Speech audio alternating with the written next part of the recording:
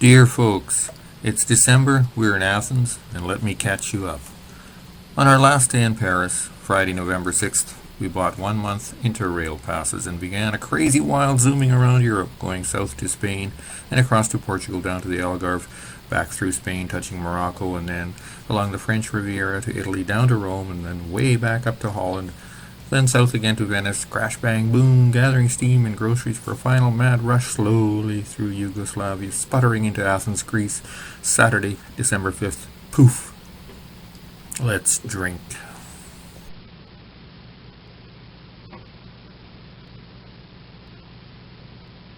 So there we were on a Saturday night, sitting in Alexander's pub, putting down pints of good German beer, when in comes Frank and Ron, the young Americans last seen 1 month ago in Bordeaux, France, but not forgotten.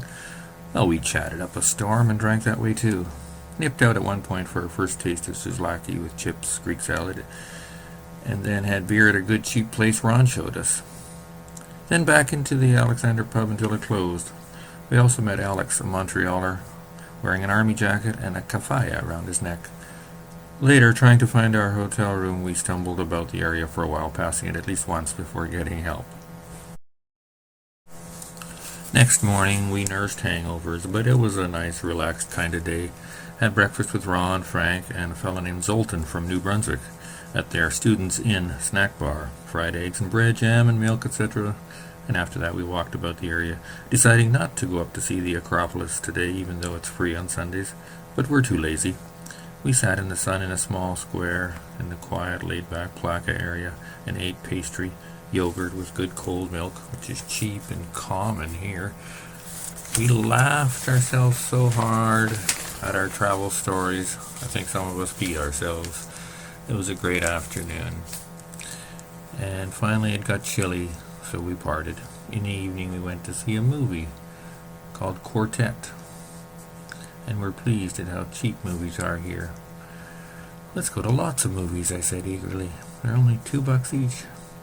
Our room at the Fotis house is coldish and dampest because there's no heat and no direct sunlight. But it's only 380 drachmas a night, which is less than $8, so we made the best of it. Next day I drank with the fellows at Alexander's pub, listening to CCR on the tape machine. Some Irish Navy lads had joined our circle, and we all discussed our lives, countries, politics, and the times. Very heavy. In the evening we went out for action with these guys, to a sleazy kind of live rock club. It was like being back in 1970. The biggest collection of greasy long hairs I've seen for 10 years. We were all watching a large fellow play guitar and belt out rock and roll classics. He was backed by 2 other guitarists and a drummer. They were quite good, actually. Then 3 of us retired to our corner bar for a final beer. We'd tasted ouzo, seen wild things, and lived. Tuesday, we got fresh bread, milk, and 2 boiled eggs, which you can buy at the local bakery, and had our own healthy breakfast. We dropped off our laundry, which was pretty exciting. That afternoon we went to the Canadian Embassy to register and look at month-old copies of the Globe and Mail, kiss the portrait of Pierre Elliott Trudeau, and leave a poop. That evening saw us down at the American Library and taking in the Grapes of Wrath for free in their auditorium with a crowd of Greeks who take English classes there. After a late snack of souvlaki and salad, we retired. On Wednesday, we ate breakfast up on the hill near the Acropolis, took lots of pictures, and wandered back through some of the flea market areas. In the afternoon, I sat around in the square, eating pastries and trying to get started on Chapter 3, about the month of train riding. In the evening, we went looking for the movie True Confessions. While waiting for it to start, we noticed a restaurant that was big and sort of empty, so we weren't going to go in. But I asked a couple who was coming out about it, and he said, "Oh yeah, it's good and cheap," so in we went, and got hosed. A small boring omelette, a small cold chicken, and pretty lousy wine. So we were reminded again not to eat in those hose joints. All we did Thursday was eat, drink, and check out a few other hotels, trying to find a room with sunlight or heat or something. Maybe a nice balcony view of the Acropolis, which is what every true tourist wants. Also, the hot showers at our hotel are real iffy because we've only got solar heated water from a tank on the roof, so we can only get a warm shower when the sun is hot. But we didn't come up with anything much better, so we had some beers at Alexander's pub. Friday we went to the main post office to get our general delivery mail. Got some letters from home, thank you very much. Then we sat and drank and rode. Had a tasty supper in the tiny cafe next door to our hotel and headed for our 8 p.m. date with our friend Alex at the Irish pub. The bar was quite empty and boring, but they played good rock on the tape deck, so we had a fine time talking all evening. Alex has been traveling for quite a while, getting into the protests and demonstrations in Germany and Berlin. He was now waiting in Athens for money to arrive from his friend in Paris so he could leave for Israel or Egypt. Around midnight, we finally went out and strolled along, stopping for beef turkey, pitas, and got takeout beers to sit on a park bench and look up at the full moon. Spent some time watching the locals go by coming out of the nightclubs, not to mention the drunk tourists, one of whom went by several times looking for his hotel. Saturday morning, we moved. We found a room with nice big windows facing the sun and the Acropolis, and we have a nice balcony. The receptionist is a very friendly 72-year-old Greek joker. We're pleased with our pleasant room. That evening, we celebrated by going off to the Mad Club, the ultra-chic new wave disco dance joint. Frank and Ron had gone to Yugoslavia for a few days, but were back, and we found them there. So we had an expensive beer and danced for quite a long time while neon lights and strobe lights flashed all around us. Jerking madly about and calling it fun. You know how it's done. Sunday, we went up to see the Acropolis. Of course, we took a lot of pictures. Once I set the lens cap on the wall and walked further away taking pictures, and the strong wind blew the cap off the wall to the ground below, about 30 feet down among the cacti. We were quite annoyed. We'd already lost a lens cap in Cannes and bought this new one in Nice, so I decided we had to get it back. It looked hopeless, but we decided to come back late at night and sneak in. There were now too many people and guards around. So we had about 14 beers waiting for the appropriate time of night to make our expedition. Full of false courage for this challenging and dangerous attempt, we headed out, stopping briefly at the Mad Club for a quick dance. I was still carrying a takeout beer when we got inside the fence, scrambled up the hill to the base of the wall, then had to walk along scaffolding. Seems like they're always restoring things around here. On the scaffolding around a corner, and then search for the tiny lens cap on the ground below in the dark. But I found it! We sat on a rock up there and drank our beers with Athens lights spread out before us in the night. It was really beautiful and one of the highlights of the trip so far. After a lengthy walk in the National Garden Monday afternoon, we were busy writing up a pile of postcards sitting by the duck pond. We had a peacock come by and spread its tail feathers for us. Quite a few tourists coming by, feeding the quacking waddlers all around us. That evening we went to the American Library again with Alex and Frank, watched some videos and read magazines and had a good time. Yasser Arafat of the PLO was in town having tea with George Papandreou. So there were demonstrations, I'm not sure of support or of opposition around him, but we had to wade through the crowds by the Parliament and Syntagma Square areas.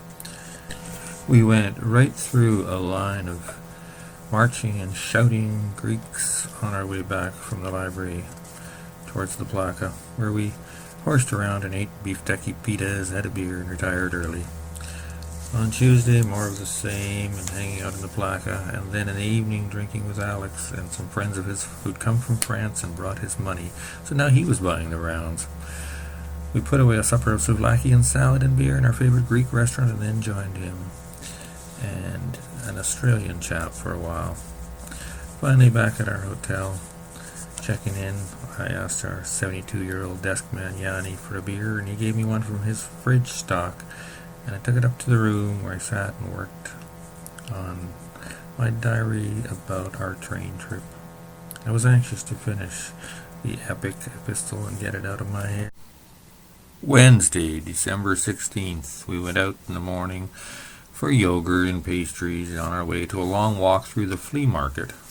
It's full of a lot of junk and souvenir shops, and fellows trying to hustle you. I wish I knew how to bargain like you're supposed to do. I saw a hat I liked, the Greek fisherman type, marked 130 drachmas, so I offered the man 100, but of course he said no, 130.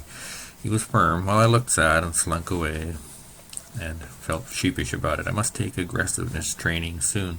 Anyway, we moved on, got to the end where we wandered around in the park a bit. It was an enjoyable day, and wending our way back through the flea market we came across some used bookstores and picked up some paperbacks for reading on our trip. We've plenty of time for that. Coming out of the market, two Irish lads whom we see every day in the Plaka area were playing their folk music, busking for the crowds with some spectators hanging about. They claimed to be making enough to get by on.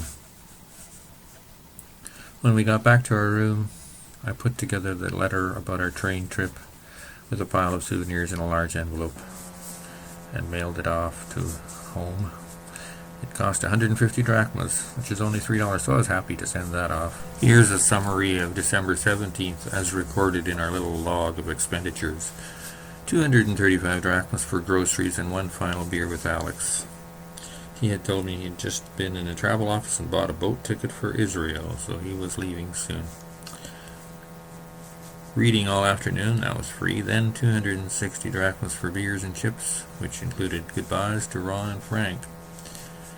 Then 82 drachmas for beer, chips, and rolls, 60 drachmas for cigarettes, and 500 drachmas for the room. That evening, we decided we must leave town the next day. So on Friday, I got up and started doing our laundry. We rushed off through town to the central post office to check for mail. We would be checking out of our room at noon, but didn't know yet where we were going. So we got a bunch of pastries and yogurt and had breakfast in the Plaka trying to make a decision. Gorged ourselves while mulling over some real attractive tourist brochures for the islands in the Peloponnese Peninsula. Someone had told us about orange picking, especially near a town called Argos. We were keen on doing some work for a while. We thought it would be a fun experience. Since there were buses leaving every hour for that area, we opted for Argos. I thought, too, that we could have Christmas parties with other young travelers there, hanging out and doing the picking. But trying to get from the Plaka to the bus depot was a big problem.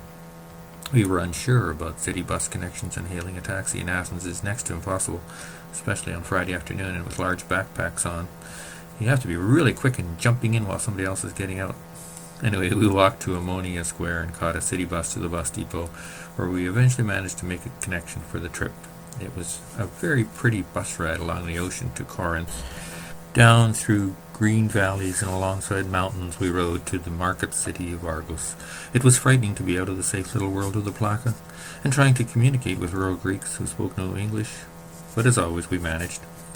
We got a hotel room and found the International Cafe hangout place filled with transient young workers and began to get acquainted. Things worked out well there, and that will be Chapter 5, Christmas in Argos. So long for now. As ever, your friend, etc., etc.